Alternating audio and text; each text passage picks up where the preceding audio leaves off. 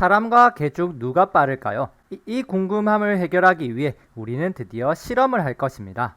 가설로 개가 사람보다 더 빠를 것이다 라고 예상을 미리 했죠.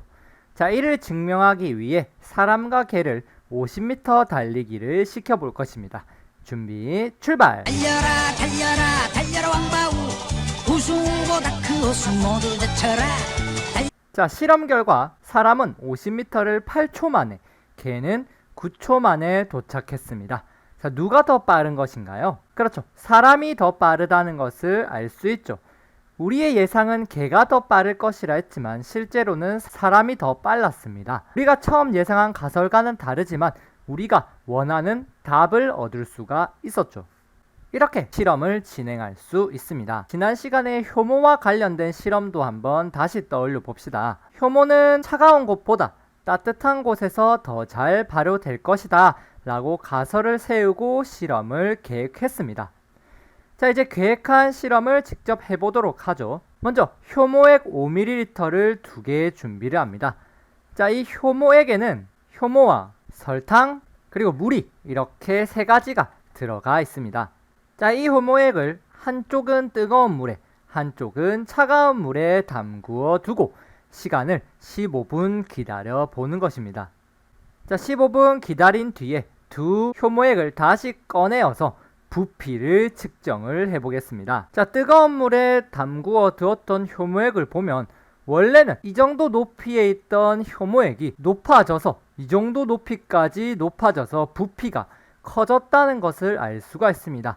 실제로 부피를 측정해보면 효모액이 9mm까지 상승했다는 것을 알 수가 있죠.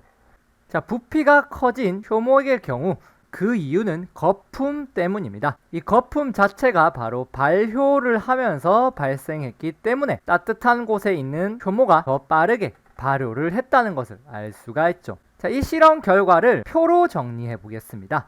자, 효모액의 부피를 차가운 물과 따뜻한 물에서 비교를 하였습니다. 효모액의 부피가 처음에는 차가운 물도 5mm, 따뜻한 물도 5mm였습니다. 하지만 15분 뒤가 지나서는 차가운 물은 5mm 그대로였지만 따뜻한 물은 5에서 9로 증가했다는 것을 알 수가 있죠. 이렇게 실험 결과를 표로 정리하면 많은 양의 자료를 체계적으로 보기 쉽게 정리할 수가 있습니다. 이렇게 실험 결과를 정리해도 되겠지만 조금 더 알아보기 쉽게 하기 위해서 이 실험 결과를 그래프라는 것으로 바꾸어 보죠. 이 그래프는 실험 조건과 결과의 관계를 파악하기 위해 사용을 합니다.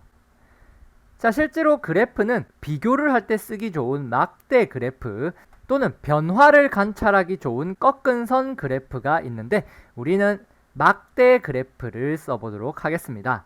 자, 그래프는 세로축과 가로축을 이렇게 그리고 만듭니다. 가로축에는 다르게 한 조건인 차가운 물과 뜨거운 물을 적고 세로축에는 그 실험 결과인 효모액의 부피를 기록을 하죠. 처음에는 차가운 물이나 뜨거운 물이나 효모액의 부피가 5ml로 같았습니다. 하지만 15분 뒤 측정을 해보니 차가운 물은 그대로 5ml였으나 뜨거운 물은 부피가 증가하여 9ml가 되었다는 것을 이렇게 그래프로 표현할 수가 있습니다. 자, 이렇게 그래프로 표현하면 다른 사람이 봤을 때 좀 더 알아보기 쉽게 결과를 나타낼 수 있기 때문에 이렇게 실험 결과를 그래프로 바꾸어 나타내는 것입니다. 이런 작업을 바로 자료 변환이라고 합니다. 실험으로 얻은 자료를 바꾸어 준다는 뜻으로 자료 변환이라고 하죠. 오늘 살펴본 탐구 과정은 직접 실험을 해보는 실험하기 그리고 실험으로부터 자료를 변환하는 자료 변환에 대해서 알아봤습니다. 실험을 할 때는 계획한 대로 진행을 해야 되고 관찰하고 측정한 내용을 그대로 기록하며 내가 예상했던 결과와 다르더라도 바꾸지 말고 그대로 기록하는 것이 중요합니다. 그리고 실험의 정확성을 위해서 똑같은 실험을 반복해주는 것도 좋죠.